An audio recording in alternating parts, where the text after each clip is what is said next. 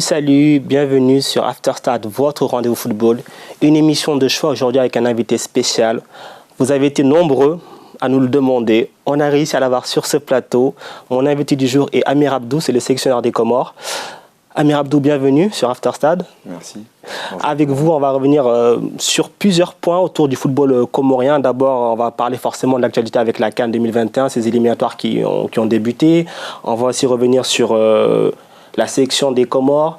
On a eu beaucoup de questions autour des binationaux, de la politique sportive autour de la section comorienne.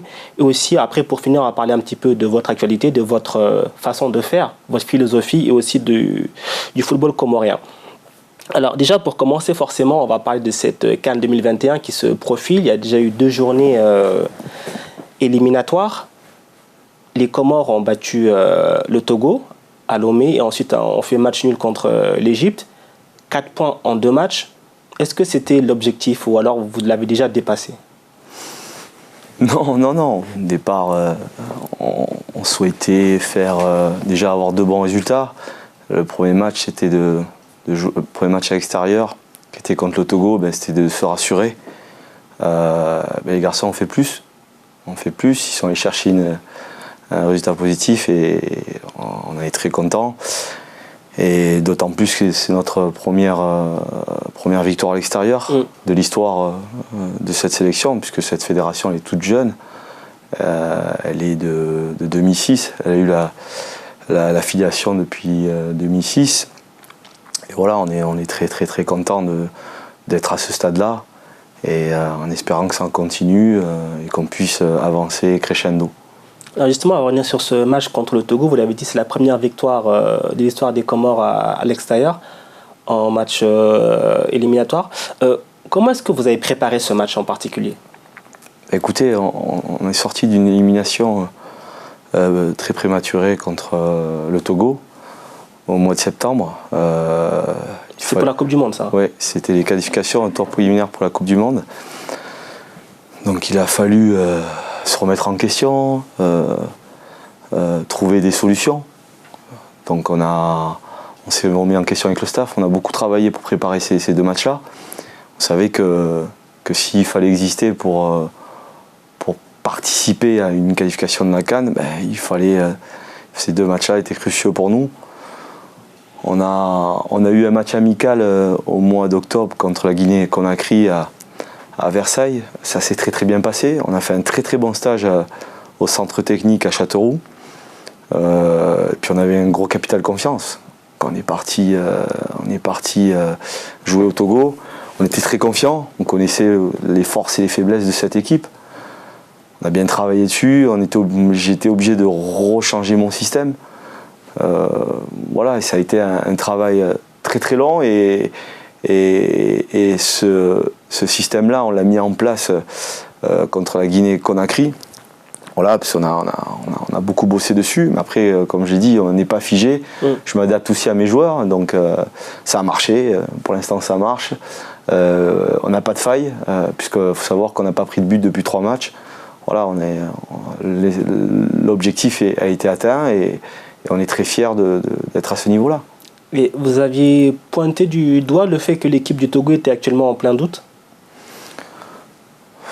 Plein doute, c'est un grand mot. Ils sont qualifiés contre nous, mis à part leurs 2 matchs amicaux qu'ils ont joués en France, dans la région marseillaise. Ils ont joué contre la Guinée équatoriale où ils se sont fait accrocher, ils avaient perdu contre le Cap-Vert. Non, après je savais que Claude Leroy était un petit peu en difficulté dans son pays, mais malgré avec tout le travail qu'il apporte là-bas au niveau de cette sélection et au niveau de son expérience. Non, après on sait que le Togo est une grande nation du football avec des grands joueurs. Voilà, après nous on a un collectif et on ne s'est pas vraiment appuyé, on a plutôt travaillé sur nous-mêmes. Ouais.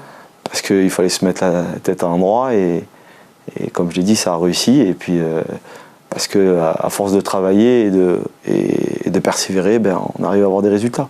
Derrière, en plus, il y a l'Égypte. Il faut confirmer cette victoire à l'extérieur. Est-ce que vous avez abordé ce match différemment?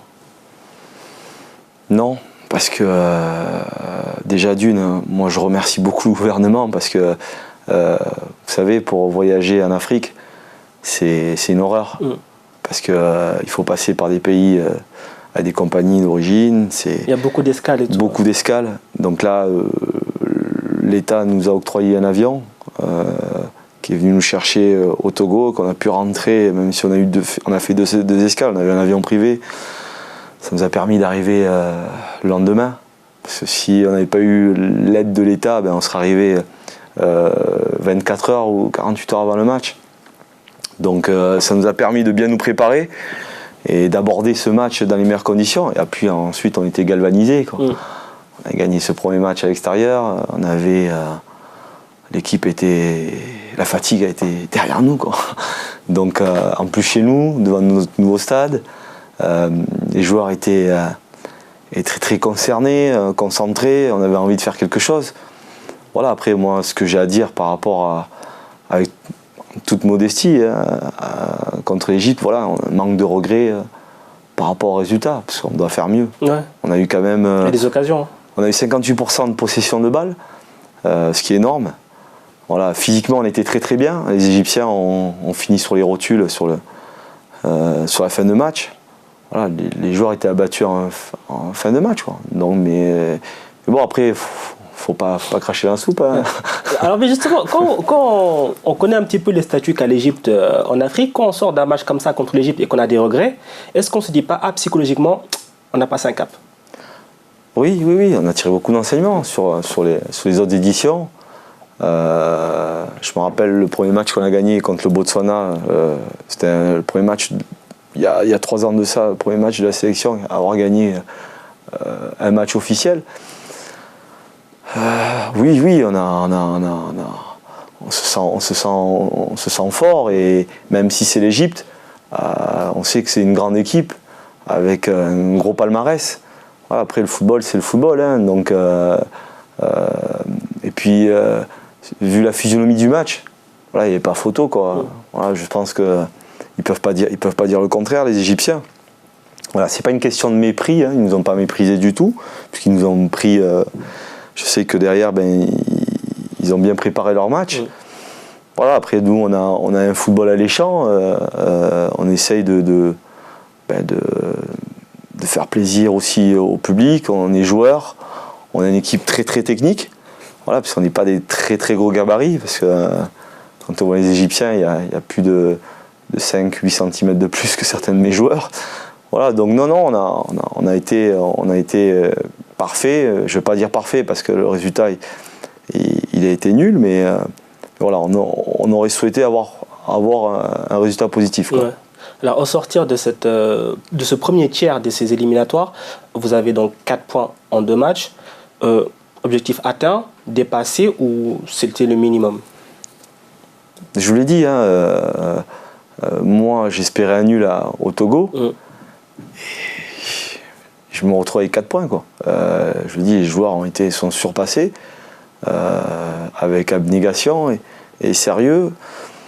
Mais voilà, moi je suis le plus heureux. Je suis le plus heureux de me retrouver à 4 points, leader. Voilà, et puis ça fait entre guillemets le buzz. Hein. Les Comores premiers devant l'Égypte. Voilà, après on sait que c'est un mini championnat, c'est long. Va falloir redescendre sur terre, se préparer au mois de mars et au mois de juin pour être compétitif au mois de septembre. Parce que c'est vrai que la prochaine journée c'est en septembre. Exactement. Ouais, exactement. Après on aura le temps de bien peaufiner aussi notre projet de jeu. Il y aura des joueurs qu'on n'a pas eu qui étaient blessés, notamment un joueur qui est important chez nous qui s'appelle Rafidine Abdullah qui a joué à Lorient et qui était aussi à Cadix en Espagne, qui est un élément important de cette sélection. Donc voilà, après il y a des joueurs qui vont revenir et puis qui vont compléter un petit peu ce groupe-là où cet effectif plus ou moins qui est un groupe soudé mais qui est limité. Voilà, on a besoin de qualité aussi et je pense que on peut l'atteindre. Ouais. On peut atteindre cet objectif, on peut créer la surprise. Voilà, après on arrive à un stade où on n'est plus vraiment la surprise, quoi. Voilà, c'est ça en fait quelque part. Voilà, vous êtes attendu dans les leaders du groupe. Là, il y a le Kenya qui va se présenter devant vous. Les faudra, comment dire, vous avez un autre statut maintenant. C'est ça. Après, bon, il faut plus qu'on arrête de passer pour des victimes. Ouais. Souvent, ouais, les Comores, c'est bien. Les entraîneurs vous tapent sur les épaules. Ouais, c'est bien, nul. Non, on a envie d'aller plus loin. On a envie de faire plaisir à notre peuple. Parce que le peuple est important. Et vous savez aussi les difficultés économiques qu'on a chez nous. Dès que la sélection arrive, le pays s'arrête. Voilà, donc les gens ont fait la fête. Notre retour contre le Togo, ils ont fait la fête après le match contre l'Égypte. Voilà, c'est que du bonheur, quoi. Et nous, on a envie de rendre heureux toute cette population comorienne, quoi. Alors, et justement, est-ce que les garçons de votre section, ils ont conscience de ce qu'ils ont fait sur ces 2 matchs et de ce qu'ils sont en train de potentiellement faire? Bien sûr. Ils ont la tête sur les épaules. Hein, on sait d'où on vient. C'est un groupe qui n'a pas trop changé. J'ai quand même une ossature qui est là depuis 5 ans. Voilà, ils sont arrivés à un âge de maturité. Voilà, c'est le bon wagon. Ouais. C'est le train à prendre maintenant, quoi. Si on ne le prend pas maintenant, ben, il y a une autre génération qui va arriver. Mais voilà, ce sont des joueurs qui sont en pleine maturité, notamment des joueurs comme Ben Fardou, Fouad Bachirou, Youssouf Mchangama. Ali Amada, voilà, ce sont des joueurs qui sont là depuis des années et voilà, qui consolident notre parcours et voilà, on essaye de s'asseoir dessus et comme je l'ai dit, on crée vraiment plus la surprise. Les équipes nous craignent et puis chez nous, on est difficile à battre aussi chez nous, quoi. Alors justement, on a une question de téléspectateurs. Bon, le nom est un peu compliqué, je ne vais pas le prononcer pour ne pas faire de faute, mais c'est un petit peu, voilà. Quel système de jeu est-ce que vous mettez en place quand vous êtes à domicile? Que ce soit à domicile ou à l'extérieur, après c'est... Du moins, plutôt, quelle est la philosophie en fait de jeu? Après, nous, on aime avoir la possession de balle. On peut passer en 4-3-3, 4-4-2. Voilà, ça dépend des matchs, ça dépend de l'adversaire. Ça dépend où on veut on veut jouer, on veut passer dans notre circuit préférentiel. Voilà, moi je m'appuie beaucoup aussi sur la vidéo.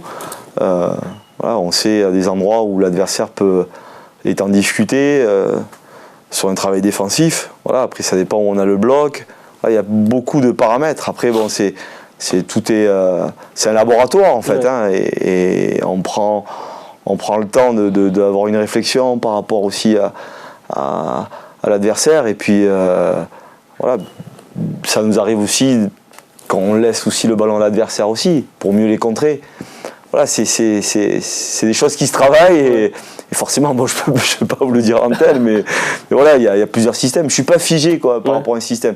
J'essaie de trouver le meilleur équilibre pour mon équipe pour pouvoir être performant et mettre l'adversaire en difficulté. C'est un jeu d'échecs, hein, le football. L'adaptabilité du jeu. Ouais, on peut s'adapter aussi à l'adversaire et puis aussi moi ça m'arrive aussi de temps en temps de densifier dans une zone où voilà, on sait comment les mettre en difficulté dans le jeu. Je peux mettre 2 ou 3 joueurs qui vont être dans la même zone. On sait que derrière on va les mettre à mal, quoi. Ouais. Alors les Comores et la CAN, c'est un peu l'histoire d'un rendez-vous manqué. On se souvient de les éliminatoires de la CAN 2019.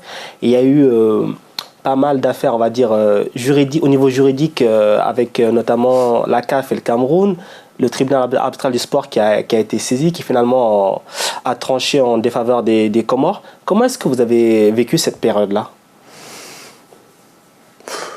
Vécu, je sais qu'après le Malawi, tout a été déclenché là.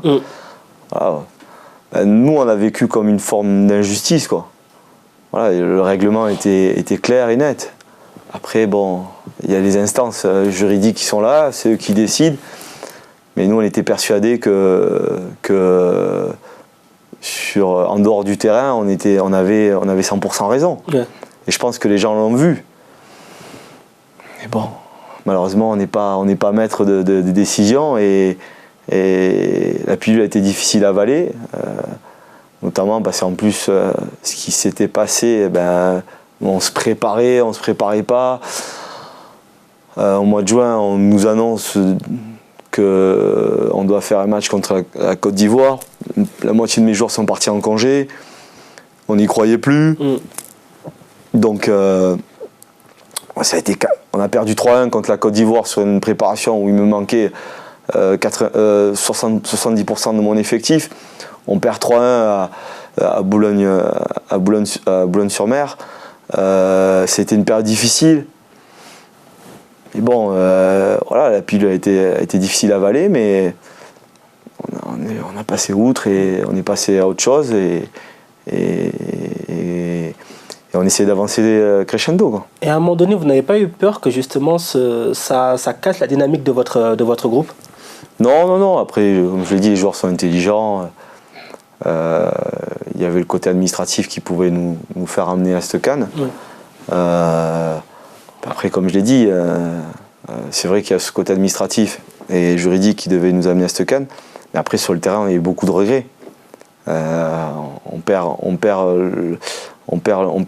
au Maroc sur 1-0 avec un but litigieux, un arbitrage entre guillemets maison. Justement là, je voulais revenir sur ce match. Est-ce que c'est pas du coup sur le terrain que vous auriez peut-être pu aller faire la différence? Ben, bien sûr. Sur ce fameux match justement retour au Maroc. Bien sûr qu'on aurait pu aller le terrain. On méritait notre nul on a mérité notre nul au Maroc. Et l'arbitre a décidé ainsi. 98e, comment on peut siffler un penalty alors que l'arbitre il est dans le rang central, l'arbitre de touche il lève même pas le drapeau, il est masqué par la situation de jeu. Voilà, ça a été un scandale. Pour moi c'était un scandale. J'avais prévenu l'arbitre en plus à la mi-temps. J'ai dit restez correct, quoi. Et il n'a pas été correct à la fin du match. C'était pas le premier, parce qu'on a eu cette expérience aussi contre le Ghana, où pendant les tours préliminaires de la Coupe du Monde, où il y a un but qui n'est même pas hors jeu. Ouais. Le but est rentré. Celui-là, il a fait le tour des réseaux sociaux. C'est là où on se dit, mais des fois on se pose la question, mais je dis, on joue contre l'adversaire, l'arbitrage. Je dis, c'est dur, quoi. C'est dur, mais voilà, après on acquiert l'expérience. Moi j'ai dit à mes joueurs, voilà, il faut pas compter sur l'arbitrage, quoi. Donc il faut être à 200%, il faut être très très bon sur le terrain, et puis après par la volonté on va avoir le résultat. Mais c'est des points perdus qu'on a perdu au Maroc. À la maison on menait 1-0, des points perdus. Contre le Cameroun on a mené 1-0 aussi, 2 fois on a ouvert le score.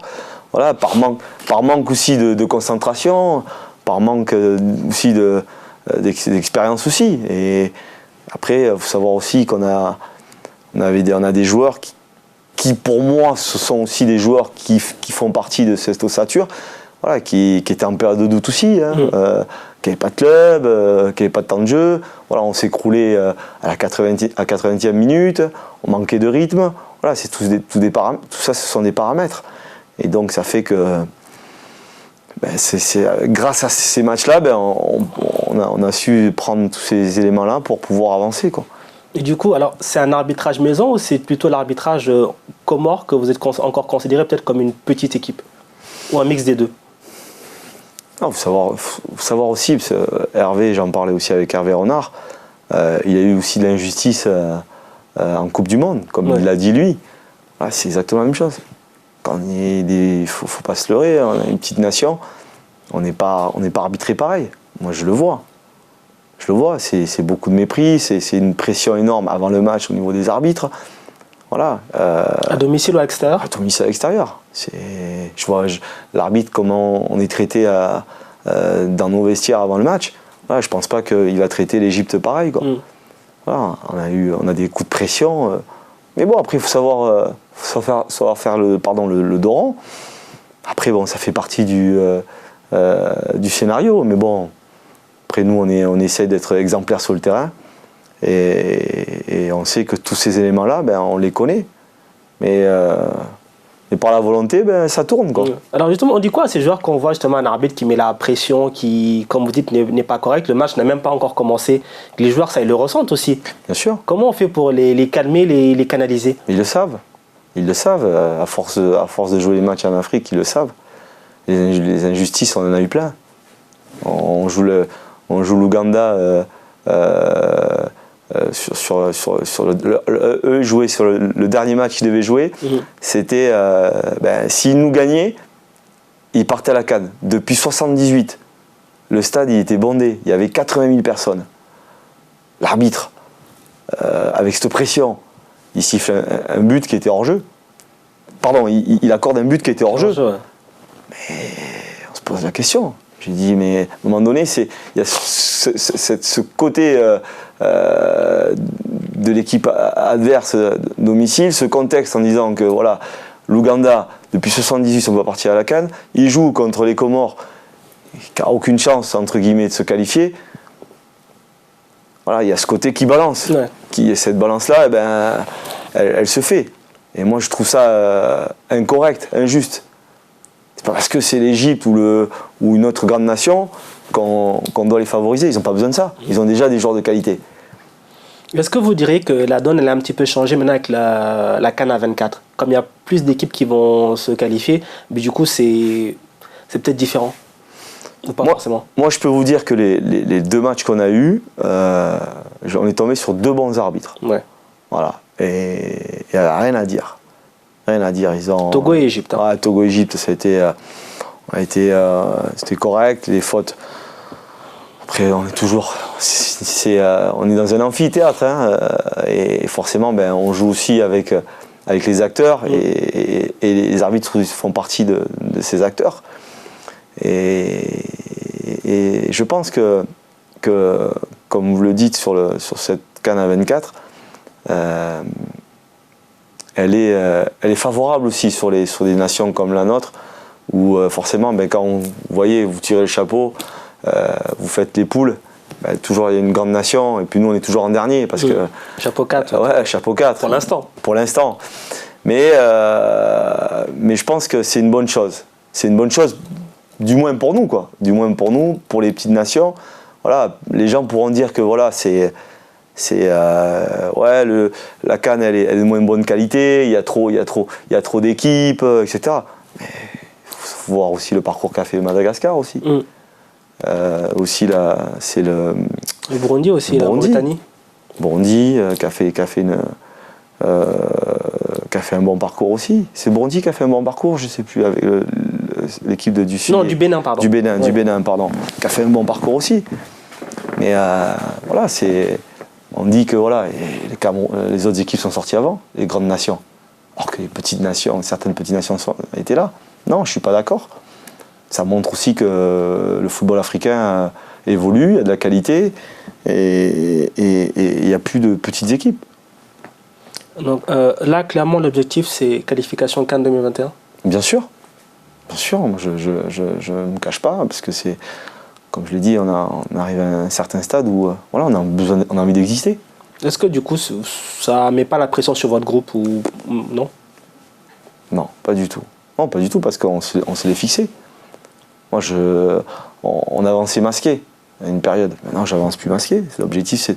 La première édition, on a pris 3 points. Ouais. On a pris 3 points. La deuxième, on a pris 5. Moi, je suis sur la 3e édition. Vous en avez déjà 4. On a déjà 4. On va aller plus haut. Si on arrive à 4 sur 2 matchs, il ne faut pas s'arrêter à mi-chemin. Ça serait pour moi une faute professionnelle. Parce qu'on a faim, on a envie de prouver à l'Afrique que voilà, que c'est pas par prétention. Oui. C'est parce qu'on a faim, parce qu'on a envie de montrer à l'Afrique que voilà, les Comores, même si je pense que l'Égypte, 80 millions d'habitants, et nous, on a à peu près 700 ou 800 000 habitants sur l'archipel. Voilà, on veut montrer aussi que voilà, il y a de la qualité dans cette équipe-là et qu'on veut exister, quoi. Donc rendez-vous en septembre pour la double confrontation face au Kenya. Oui, bien sûr. Alors, on se retrouve dans quelques instants pour la deuxième partie de l'entretien avec Amir Abdou, sélectionneur des Comores, juste après cette courte page de pub.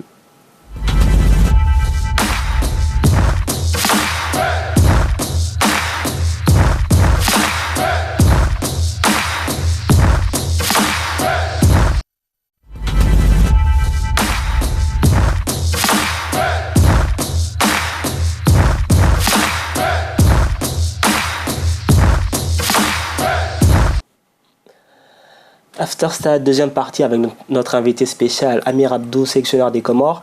Amir Abdou, on va maintenant s'attaquer à la politique des binationaux qui est menée par les Comores. On va aussi parler des footballeurs locaux. Depuis quelques années maintenant, on a vu la sélection comorienne faire de très grands progrès sur le plan sportif. Comment est-ce que vous expliquez cette évolution? Écoutez, moi quand j'avais pris cette sélection en 2014, notre premier match on avait joué, il me semble, contre le Burkina Faso, qui était finaliste de la CAN. 2013, ouais, c'est 2004, ça. Ouais. Et il a fallu faire un recensement, puisque le premier match on l'a joué en France. Et voilà, on savait qu'il y avait un panel de joueurs qui jouaient en Europe. Voilà, il a fallu faire un gros recensement. Donc j'avais pris, je pense à l'époque, 28 joueurs pour jouer contre l'équipe du Burkina. Et donc j'ai essayé de prendre les meilleurs qui jouent au plus haut niveau. Voilà, et ces joueurs-là, certains joueurs sont restés, ont gardé cette ossature. Et je suis fier d'eux parce que ils font partie de cette aventure et je pense que grâce à ces joueurs-là, on a pu franchir un palier. Voilà. Après, il faut savoir aussi que c'est un gros collectif qu'on a. On a une grosse cohésion de groupe et on n'a pas trop d'individualité et tous les joueurs qui rentrent dans le projet, voilà, ils adhèrent rapidement parce que voilà, il n'y a pas de différence entre un joueur qui va jouer en Ligue 1 et qui va jouer en national. Voilà, et ils se mettent rapidement au niveau pour apporter cette qualité qu'on peut mettre pour l'équipe nationale. Alors, ça va bientôt faire 6 ans que vous êtes à la tête de la section des Comores. Vous avez fait appel à pas mal de joueurs. Vous l'avez dit, vous avez procédé à un vraiment grand recensement. Vous avez aussi appelé pas mal de binationaux. Nos téléspectateurs, ils ont pas mal de questions, notamment sur le point des binationaux. Il y en a notamment une de Sékou Touré qui nous dit justement, pour une entre guillemets petite nation comme les Comores, comment se fait la séduction des joueurs binationaux? Comment on fait pour les attirer? D'abord, après, ce qui est important, il faut savoir, de nos jours, les joueurs ont un encadrement familial, l'agent et conseiller des fois. Il est important d'abord de rencontrer ces personnes-là par respect pour échanger. Voilà, c'est assez long, il faut se déplacer. Ensuite, quand le courant passe bien avec l'agent et le cocon familial, à ce moment-là, la seconde étape, c'est de rencontrer les joueurs, d'échanger avec eux, de leur montrer le projet, de ce qu'on attend d'eux. Ouais. Voilà, des fois ça marche, des fois ça marche pas. Des fois des joueurs regrettent et arrivent 2 ou 3 ans après. Voilà, après nous, la porte est jamais fermée. On n'a pas l'amertume. Hein. Un joueur qui veut rejoindre la sélection, qu'on a contacté 2 ou 3 ans avant et qui se pointe après, voilà, il a bien réfléchi, le joueur, et il vient après. Au contraire, c'est pour apporter un plus à la sélection. On n'est pas là pour fermer les portes. Moi, je ne suis pas là parce que des fois, je peux comprendre aussi la réticence aussi de certains joueurs, la crainte aussi. Mais c'est tellement beau de jouer pour son pays que quand le joueur vient jouer pour son pays, il n'a plus envie de repartir. Il ne regrette pas? Non, il ne regrette pas parce que il voit l'engouement qu'il y a. C'est impressionnant. C'est impressionnant l'accueil qu'il peut avoir, la chance qu'il peut avoir et puis de jouer pour sa sélection. Et il faut savoir aussi que des fois on peut dire oui, le football africain est en dessous. Non, c'est faux. C'est pas avoir un joueur de Ligue 1 qui arrive. Il n'est pas obligé de faire la différence, il ne va pas être au-dessus. Parce que c'est très très dur de jouer pour son pays. Il y a beaucoup parce qu'il y a la gestion des émotions et tout ce qui suit derrière, quoi. Alors d'ailleurs, c'est vous qui prospectez pour voir les joueurs ou souvent aussi on vous soumet certains profils? Non, j'ai un staff, j'ai un manager, j'ai un team manager. Team manager, c'est Jamal Mohamed qui a qui a un gros réseau, qui était directeur sportif de Marseille Consola, qui a failli monter en Ligue 2 et qui a eu pendant des années l'équipe nationale, qui a été aussi international, qui lui, par son biais, c'est lui d'abord qui approche les agents, il échange et après ensuite il revient vers moi, ensuite on fixe un rendez-vous et après on essaie d'avancer pour que le joueur puisse nous rejoindre rapidement. Après, comme j'ai dit, des fois c'est positif et des fois on peut avoir aussi des réponses négatives, quoi. Ou alors il y a des joueurs qui ne répondent pas du tout, quoi. Ouais. Alors tout à l'heure vous le rappeliez, les Comores c'est 700 ou 800 000 habitants. Pour un État insulaire comme ça, quelque part, les binationaux, est-ce qu'on peut dire que c'est vital ou que ça a une importance quand même? Non, parce que faut regarder aussi les grandes nations, hein. Quand on regarde les grandes nations comme le Cameroun, c'est 100% de joueurs, c'est des expatriés, ouais. C'est des binationaux. On regarde le Sénégal, voilà, c'est 99% de binationaux. Nous, on a la chance parce que même si certains joueurs n'arrivent pas à percer vraiment au haut niveau, ils ont quasiment tous été formés en Europe. C'est un avantage. Après, nous, je vais faire la transition. Nous, on a un championnat qui est en voie de développement et qui se construit, mais il y a beaucoup de difficultés. Ouais. Je regarde les matchs quand je suis sur l'île, je vais voir des matchs. Il va y avoir peut-être un ou deux joueurs. À une période où il y avait d'ailleurs une académie qui a été fermée il n'y a pas longtemps pour faute de moyens. Ça fait 2 ans qu'elle est fermée. Je pense qu'il y a 80% les meilleurs joueurs sortent de l'académie et qui jouent dans le championnat. Et les joueurs que j'ai en sélection, c'est une grande partie qui ont été formés à l'académie. Donc il y a un vivier quand même. Du moins, oui, il y a de la qualité, mais après il y a aussi cette carence sur le plan tactique, sur le plan de compréhension, voilà, qui est très limitée. Et le problème, c'est quand on est en sélection, on n'a pas trop le temps de former les joueurs. Ce sont des joueurs qu'on prend, voilà, avec une déficience où voilà, on essaye de gommer les choses. Mais après, il y a des postes clés où forcément on va pouvoir mettre peut-être un attaquant qui joue dans le championnat local. Un exemple, hein, j'ai un attaquant qui s'appelle Djoudja, qui a été repéré en Ligue des Champions, au tour préliminaire, et qui a signé à Namibie. Et c'est un des seuls locaux que j'avais. Et c'est ce joueur-là, contre le Togo, lors des phases tour préliminaire de la Coupe du Monde, j'ai pas hésité à le mettre titulaire. Parce que il était plein de fougue, il joue à domicile. Voilà, je sais que derrière, il serait transcendé. C'est lui qui marque. Ouais. Et je fais pas de différence. Si un joueur local peut m'apporter un plus, ça me pose pas de problème. Il est passé devant des joueurs qui jouent en Europe.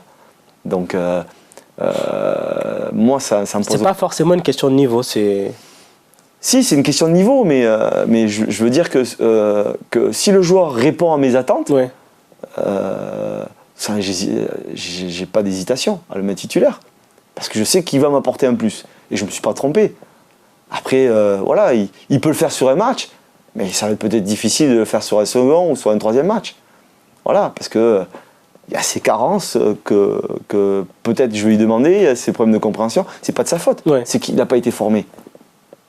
Il n'a pas été formé, il a appris un petit peu sur le tas, et puis après, lui, qu'est-ce qu'il fait? C'est comme si vous prenez un joueur qui joue au niveau national, national 3, et qui va jouer un match de Ligue 1.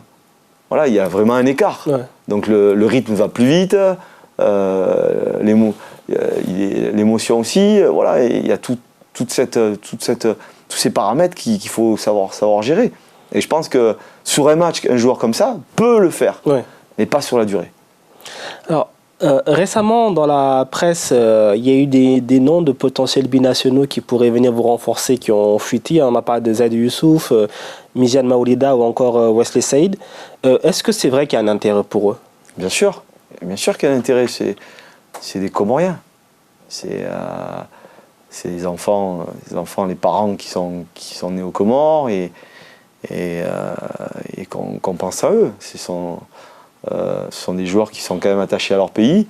Un exemple, un garçon qui est très respectueux, que j'admire, et qui, pour moi, il devient un très très bon joueur, c'est Zaidou, qui est un garçon adorable, qui a l'écoute,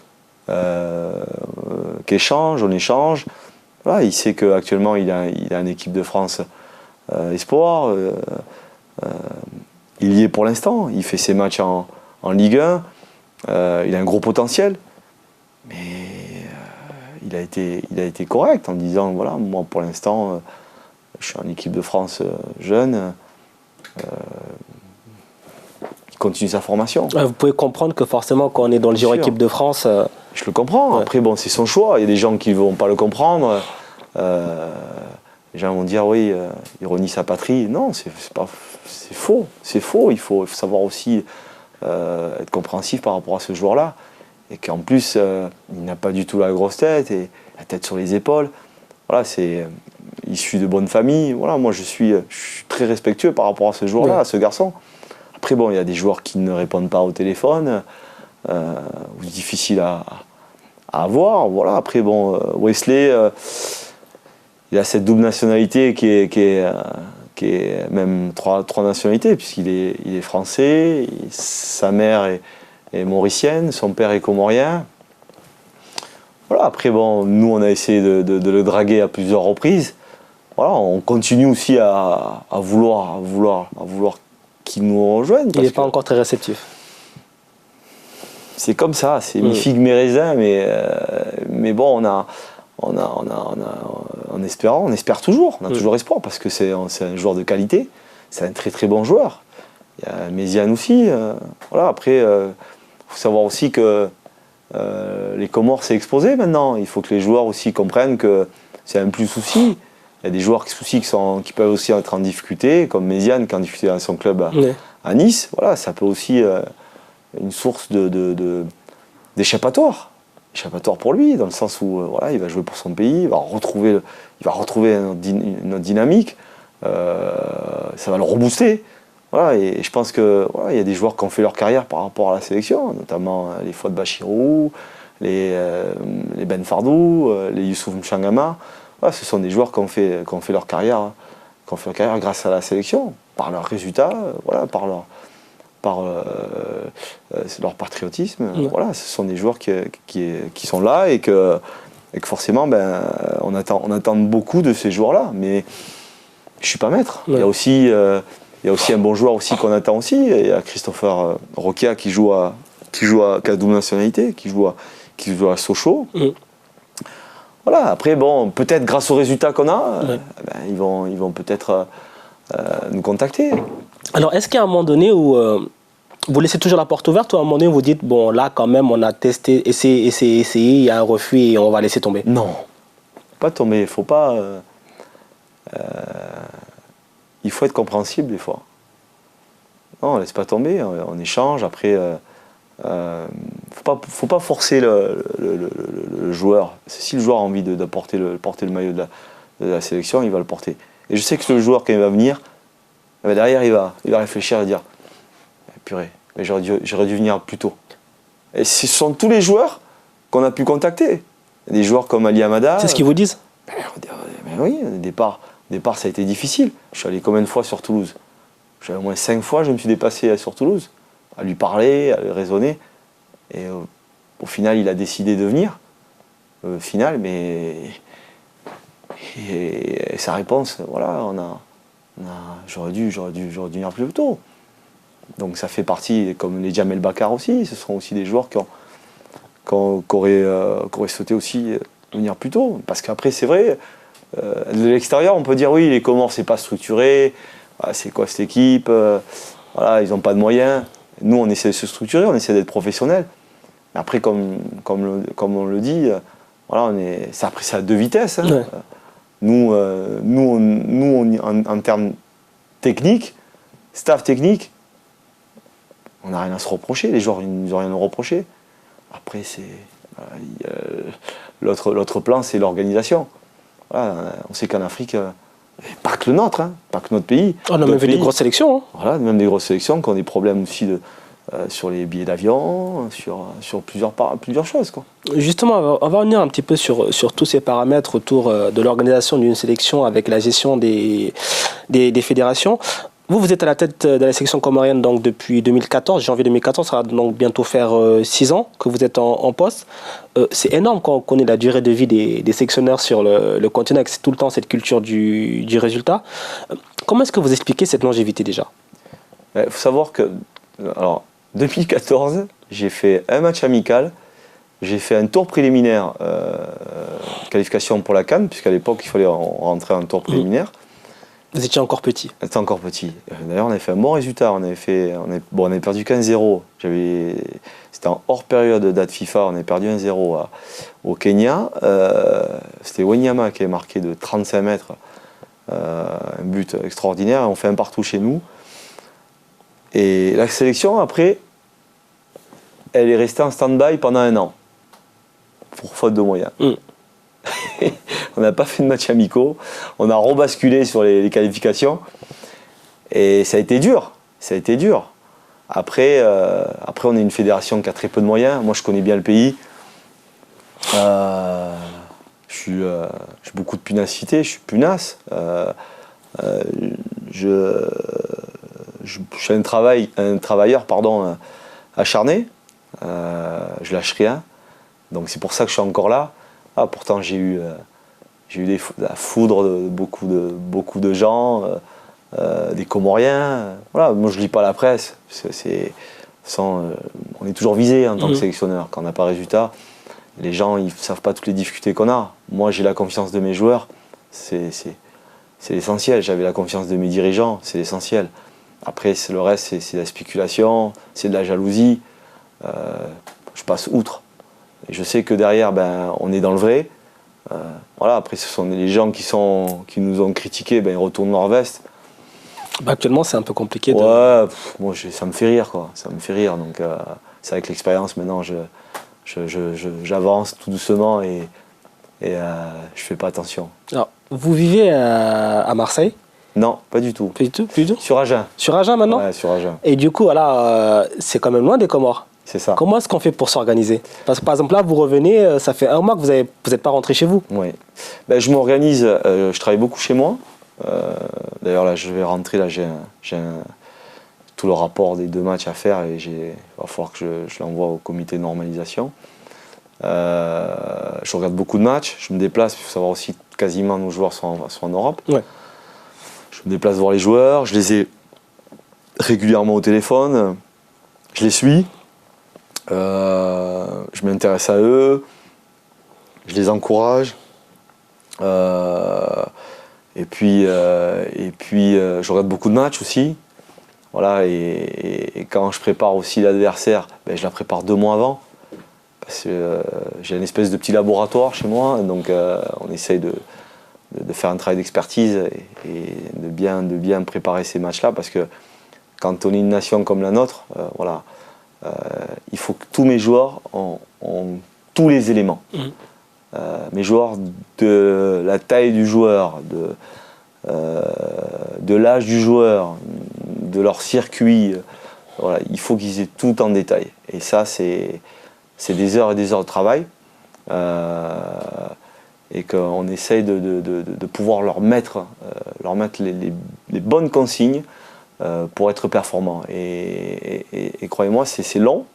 C'est long et c'est comme si je faisais un travail pour 3 personnes, parce que on a un staff très limité. C'est justement ce que j'allais dire. Je veux dire, les Comores, c'est pas non plus un staff pléthorique. Non. Du coup, c'est une grosse charge de travail. Regardez, nous on se déplace, j'ai 22 joueurs, plus mon staff. On était à 12 ou à 13. On a à peu près 34 personnes du staff. L'Égypte sont venus, ils étaient 58. C'est doublé partout. Ouais. 58, le Togo est arrivé pareil, à 52 ou 53. Et encore l'Égypte, quand ils sont arrivés avec l'avion privé, je ne vous compte pas la délégation, les membres des pilotes, les pilotes, le steward, etc. Ils sont arrivés à 90. Et voilà, nous on arrive à 35 personnes, et encore, ça a créé un petit peu de tension par rapport à notre fédération. Ouais, vous prenez trop de personnes, mais on ne peut pas avoir de résultats si on est vraiment limité. On n'a qu'un intendant, on a 2 kinés. Au départ, on n'avait qu'un seul kiné pour 22 joueurs. Il a fallu se battre pour en avoir 2. Pour en avoir 2. J'ai un adjoint, j'ai un entraîneur des gardiens, j'ai pas de médecin. Donc, ça a été dur. Donc, maintenant, c'est moi qui faisais toute la vidéo, ça me prenait énormément de temps. Là, on se bat pour avoir une analyse vidéo. Voilà, c'est des choses qui avancent petit à petit et qui étaient difficiles à comprendre, parce que les gens, ils veulent qu'on passe un cap, mais si vous voulez passer un cap, il faut mettre les moyens. Et sans moyens, on ne peut pas passer ce cap-là, et ça a été la difficulté de notre fédération. Et jusqu'à ce jour, c'est encore des débats. Ouais. Mais d'ailleurs, en parlant de nos moyens, récemment, on apprenait dans des coupures de presse que vous avez eu beaucoup d'arriérés de salaire. C'est toujours le cas ou ça a été... Non, ça a été réglé. Ah, quand même. Ça a été réglé, mais bon, c'est... Mais comment on fait pour rester motivé et impliquer son groupe et ses joueurs quand on n'est pas payé et qu'on ne sait pas si la situation va se décanter? Écoutez, on aime notre pays. Et les gens, des fois, c'est pour ça, moi je suis blindé, où les gens auraient souhaité que je parte. Voilà. Je fais beaucoup pour mon pays. Je me sacrifie beaucoup pour mon pays. Je sais qu'il y a un gros potentiel. Je sais qu'il y a un potentiel. Je sais où je veux amener cette équipe-là. Et cette force, ce sont mes joueurs qui me la donnent. Ouais. C'est rien d'autre. C'est l'amour que j'ai pour eux, et aussi le public, le peuple aussi, qui me...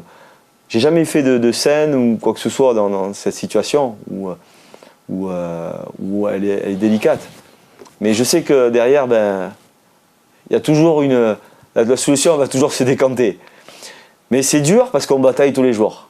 Il y a toujours une bataille. À un moment donné, c'est pas épuisant. On n'a pas envie de dire c'est bon maintenant. Si, c'est épuisant. Ouais. C'est épuisant. Mais je pense qu'à un moment donné, peut-être aussi que je vais atteindre mes limites au niveau de ma fédération. Je partirai peut-être sur un autre projet. Mais pour l'instant, je suis là. J'ai la confiance de la fédération, j'ai la confiance de mon président de la République, voilà, qui est passionné. Donc, et moi, ça me fait avancer. Et puis, les résultats me donnent raison, quoi. Actuellement, la fédération est sous tutelle d'un comité de normalisation. Il y a eu beaucoup de guerres, des clans au sein de la fédération. Est-ce qu'à un moment donné, ça a impacté votre groupe? Ça vous a impacté? On vous a demandé de prendre parti pour l'un, pour l'autre ou quelque chose comme ça? Bien sûr, ça nous a impacté. Bien sûr. C'est anormal. C'est anormal de vivre cette situation-là. Et le pire, c'est que ces situations-là, elles arrivent toujours au moment des matchs. Des fois, on se pose la question, mais c'est une sorte de déstabilisation. Ça nous est arrivé lors du match du Togo, les tours préliminaires de la Coupe du Monde, où il y a eu, le président a été destitué, il y a eu des histoires avec le comité exécutif, juste avant le match du Togo, où on était dans une situation précaire. Et là, la même chose, moi je vais au pays. Je suis allé au pays parce que, moi je vous dis la vérité, hein. Les 2 matchs qu'on a joués contre le Togo et l'Égypte, je ne pensais pas les jouer. Je ne pensais pas les jouer. Parce que la situation a été décantée. Je suis parti au Togo le vendredi, la situation a été décantée mercredi. Je suis parti une semaine avant pour accélérer les choses, pour échanger avec les dirigeants. J'ai perdu une semaine de travail où mon énergie est partie sur l'organisation du match.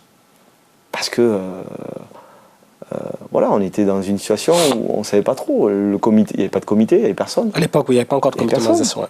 On n'avait personne à se référer. Et ça a été dur. Ça a été dur parce qu'on échangeait avec l'État, puisque c'est l'État qui avait pris le relais sur l'aspect financier. La fédération, il y avait que la secrétaire générale plus le directeur financier. Mais c'était compliqué. Et je peux vous dire que j'avais eu peur de ne pas jouer sur les deux matchs-là. Ça s'est joué, mais c'est très dur de vivre ces moments-là. Et moralement et physiquement. Donc il faut être fort mentalement, quoi. Donc les joueurs, on essaye de masquer tout ça. C'est un petit peu, c'est l'arbre qui cache la forêt. Voilà, après ce sont les aléas du football aussi africain. Et ce sont des choses que je vis au quotidien, que j'ai vécues, et voilà, et grâce à Dieu, on est encore là, et puis on se bat pour avancer, quoi. Alors justement, quand on met bout à bout tout ce que vous nous racontez là, la situation des forces sélection à la fédération, etc., on rappelle que vous êtes encore sous contrat normalement jusqu'en décembre 2020. C'est ça. Est-ce qu'on peut imaginer vous voir ailleurs après cette date, ou avant si la situation se détériore? Écoutez, moi j'ai un projet. Le projet, je vous l'ai dit, d'amener cette équipe à la CAN. On va tout faire pour y arriver. Après, c'est vrai que j'ai des sollicitations. Il faut rester simple, parce qu'il faut savoir d'où on vient aussi. Hein. Et je sais pas ce qui peut arriver dans les mois à venir. Après, moi j'ai envie de rester, j'ai envie de continuer. C'est vrai que le football comorien, on essaie de le faire grandir. Je pense que j'ai pas mal participé à cet essor. Je sais pas ce qui peut arriver dans les mois et à la fin de mon contrat. Après, comme je l'ai dit, je peux me retrouver avec une autre sélection, avec un autre club. Je repartirai dans un club. Voilà, après, bon, moi, je pourrais me regarder dans une glace. Parce que les gens je donnerai une bonne image de mon pays. Et je pense que les gens pourront me dire merci quand j'arrêterai avec la sélection comorienne. En tout cas, nous déjà, pour commencer à vous dire merci pour cet entretien qui malheureusement touche à sa fin. Et puis, bon courage pour la suite des éliminatoires. Donc, on rappelle, double confrontation contre le Kenya. Ce sera au mois de septembre. C'est bien ça, oui. Double confrontation Kenya. Et ensuite, on recevra le Togo. Et dernier match contre l'Égypte. Si tout se passe bien, vous serez normalement qualifié avant. En espérant, Inch'Allah. Comme vous dites, c'est tout le mal comme vous êtes. Ouais. Merci beaucoup Amir Abdou pour cet entretien. Bonsoir. Et nous, chers téléspectateurs, forcément, on donne rendez-vous lundi prochain, même le même heure. Allez, ciao, ciao, bonne soirée.